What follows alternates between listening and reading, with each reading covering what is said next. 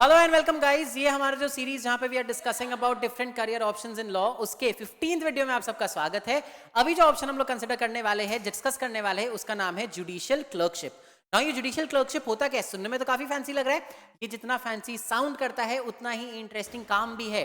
अब देखो, हमारे जितने भी डिफरेंट कोर्ट्स के जजेस होते हैं, specially high court and supreme court के, उन सारे जजेस को एक दिन में बहुत सारे केसेस सुनने को मिलता है। अब आपको क्या लगता है, उन्होंने जब लॉयर से केसेस सुना तो बस वो सुन के वो लोग जाके ऑर्डर पास कर देते हैं? ऐसा नहीं होता है। बैक एंड में उन्हें अपने ऑफिस में जाके बहुत रिसर्च करना पड़ता है। जब वो जजमेंट लिखते हैं तो उन्हें पूरा वो जजमेंट ड्राफ्ट करना पड़ता है। बहुत सारा काम होता है। तो क्या एक जज ये काम अकेले कर सकता है?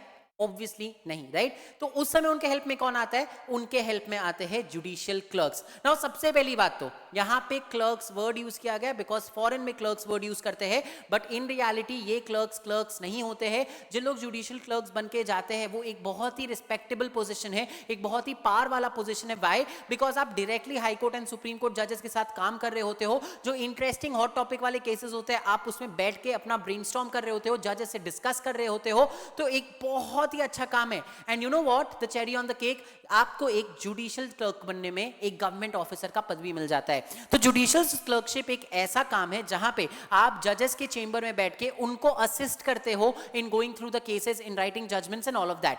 नाउ बिकॉज आप जजेस के साथ बैठ रहे हो, उनको असिस्ट कर रहे हो, तो यहां जुडिशियल क्लर्कशिप में एंट्री लेना थोड़ा सा डिफिकल्ट होता है। आप किसी नॉर्मल जॉब की तरह जाके इंटरव्यू नहीं दे सकते हो। प्रॉपर एग्जाम्स होते हैं इसके, अलग अलग स्टेट्स के अलग अलग एग्जाम्स होते हैं। सुप्रीम कोर्ट का एग्जाम होता है, आपके प्रॉपर एलिजिबिलिटी क्राइटेरिया होती है, वो सब फुलफिल करने के बाद फिर आपको किसी एक जज के साथ अलॉट किया जाता है। तो क्या आप जानना चाहोगे कि जुडिशियल क्लर्क बनने के फायदे और नुकसान क्या क्या है? जुडिशियल क्लर्क का मतलब तो समझ में आया ना? एक जज का असिस्टेंट, एक रियल लाइफ जज का जो असिस्टेंट होता है, not a personal assistant but somebody who assist them in going through the cases and writing the judgements, that person is known as the judicial clerk. आइए देखते जुडिशियल क्लर्क बनने के फायदे और नुकसान क्या है। सबसे पहले तो सबसे बड़ा फायदा, आपको मौका मिलेगा high court and supreme court के जजेस के साथ डायरेक्टली काम करने का। वो लोग जितने high profile cases, low profile cases, जितने भी केसेस सुनते हैं, जितने भी ऑर्डर्स लिखते हैं, आपको डायरेक्टली उनके साथ काम करने का मिलेगा, जो एक बहुत अच्छा लर्निंग अपॉर्चुनिटी होता है। एक बहुत अच्छा ऐसा अपॉर्चुनिटी होता है जिसमें आप अपने बहुत अच्छे अच्छे कॉन्टैक्ट्स एंड नेटवर्क्स बना सकते हो बड़े बड़े जजेस के साथ, बड़े बड़े लॉयर्स के साथ। तो that is the biggest pro. उसके बाद दूसरा बहुत बड़ा फायदा, आपको एक फर्स्ट हैंड एक्सपीरियंस मिलता है कि एक्चुअली ये बड़े बड़े जजेस काम कैसे करते हैं। तो अगर आगे जाके आप जुडिशियल सर्विसेज में जाना चाह रहे हो या आगे जाके आप लिटिगेशन करना चाह रहे हो, तो आपको एक फर्स्ट हैंड एक्सपीरियंस मिल जाता है कि एक्चुअली बेंच के पीछे क्या हो रहा होता है, एक्चुअली जो जजेस है वो क्या सोच के, किस तरीके से, क्या रिसर्च करके, क्या डिस्कशन करके अपने ऑर्डर्स लिखते हैं। That is an experience of a life time. ये एक्सपीरियंस आपको किसी बुक, किसी किताब, किसी वेबसाइट में नहीं मिलेगा। ये फर्स्ट हैंड एक्सपीरियंस आपको मिल जाता है। जुडिशियल क्लर्कशिप एक बहुत बड़ा असेट भी माना जाता है आपके सीवी में, अगर आप आगे जाके फॉरेन में पढ़ाई करने का सोच रहे हो। सो अगर आप सोच रहे हो कि आपको फॉरेन में जाके पढ़ाई करना है आगे जाके, तो फॉरेन कॉलेजेस एंड यूनिवर्सिटीज में एंट्री करने के लिए judicial clerkship is a very very very big asset. तो वहां पे आपको बहुत फायदा होगा। एंड ऑफ कोर्स सबसे इंपॉर्टेंट, ये गवर्नमेंट जॉब होता है, तो आपको गवर्नमेंट जॉब का टैग, उसके सारे पर्क्स एंड आपको एक बहुत ही डिसेंसी सैलरी बहुत आराम से यहाँ पे मिल जाती है। बट बिकॉज इसमें इतने फायदे हैं, तो ऑफकोर्स कहीं ना कहीं कुछ ना कुछ कॉन्स तो होंगे। तो वो कॉन्स क्या है? सबसे पहले तो जुडिशियल क्लर्क्स का वर्कलोड बहुत ही ज्यादा एक्सट्रीम होता है। इसका मतलब बहुत हाई प्रेशर में आप काम कर रहे होते हो। आज अगर एक जज एक दिन में 20 या 25 केसेस सुनता है, तो वो उसका बैक एंड का काम पूरा आपको करना पड़ेगा। अगर एक जज एक दिन में 50 जजमेंट्स देने को बैठता है, तो वो जजमेंट्स का ड्राफ्टिंग, रिसर्च वगैरह सब आपको रहेगा। तो the workload is absolutely extreme. Second, आपके काम के लिए आपको रिकॉग्निशन कभी नहीं मिलेगा। अब इसका मतलब क्या हुआ?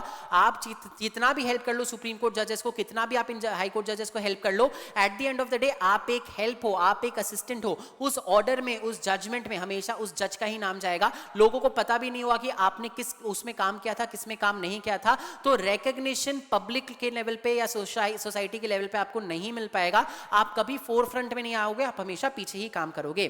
थर्ड, बहुत बिकॉज एक बहुत प्रेस्टिजियस मौका होता है ये, बहुत लोग चाहते हैं जुडिशियल क्लर्कशिप में जाना। The way through which you get into this job is very very very tiring.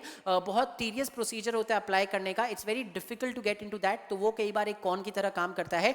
End of course आप जज के साथ काम कर रहे हो, आप जज नहीं बन गए हो, तो आपको कोई डिसीजन मेकिंग अथॉरिटी नहीं होती। आपके जज ने जो सुना, जो बोला, आपको वो फॉलो करना पड़ता है। डिसीजंस आप खुद से नहीं दे सकते हो, तो वो भी एक बहुत बड़ा कौन होता है।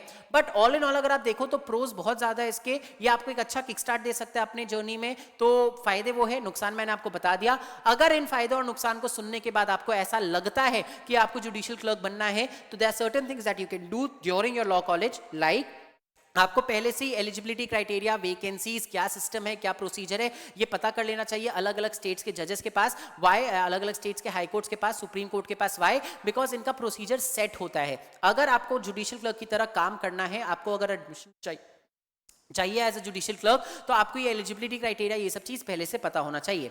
सेकंड, आपको अपने रिसर्च स्किल्स में बहुत ज्यादा काम करना पड़ेगा, because the main work that you will have to do when you are working as a judicial clerk is that of research, right? आपको रिसर्च बहुत ज्यादा करना पड़ेगा। तो आप एक जज के पास जाके ये नहीं बोल सकते हो I am a judicial clerk but I don't know how to research. तो अपने रिसर्च स्किल्स को बैंग ऑन बनाओ, learn how to work on databases like Manupatra, SCC, Taxsutra etcetera, so that आपके लिए लाइफ आगे जाके इजी हो जाएगा। अपने प्रोसीजर एंड सब्सटैंटिव लॉ को, कंसेप्ट्स को क्लियर करो, बिकॉज तभी आप अप्रिशिएट कर पाओगे वो जज आपको क्या बोल रहे हैं। कोई भी डिस्कशन अगर हो रहा होगा तो मेक श्योर कि आपका प्रोसीजरल एंड सब्सटैंटिव लॉ जो है उसके कॉन्सेप्ट सारे के सारे क्लियर है। एंड कॉन्टैक्ट्स क्रिएट करो, बिकॉज कई सारे हाई कोर्ट्स में जजेस के 2 क्लर्क्स होते हैं। एक क्लर्क ऐसा होता है जिसको जज अपॉइंट खुद से करवाता है, एंड एक होता है जो प्रॉपर सिस्टम के थ्रू आता है। तो कॉन्टैक्ट्स पहले से क्रिएट करना शुरू करो, this will definitely help you and increase your chances of getting into a judicial clerkship position, right? So ये कुछ टिप्स है आपको जुडिशियल क्लर्कशिप में जाने के लिए। अगर आपको अच्छा लगा ये सुन के कि ये पूरा काम आपको इंटरेस्टिंग एंड फैसिनेटिंग लगा, तो आप डेफिनेटली सोच सकते हो आगे जाके जुडिशियल क्लर्क बनने का। अलग अलग कोर्ट में अलग अलग अपना वैकेंसीज निकालते हैं कुछ इस तरह, जहां पे आप बहुत आराम से क्लर्क कम रिसर्च असिस्टेंट बन सकते हो जजेस के, ठीक है? बट अगर अभी भी आपको ऐसा लगता है कि नहीं, ये is something that does not peak your interest, it is not something that interest you, तो हम लोग अगले वाले में देखने वाले हैं एक ओथ कमिश्नर क्या होता है, आप उसके बारे में भी सोच सकते हो। तो मिलते हैं बहुत ही जल्दी अपने अगले वीडियो में, जहां पे we are gonna discuss what an oath commissioner is. Thank you and see you soon.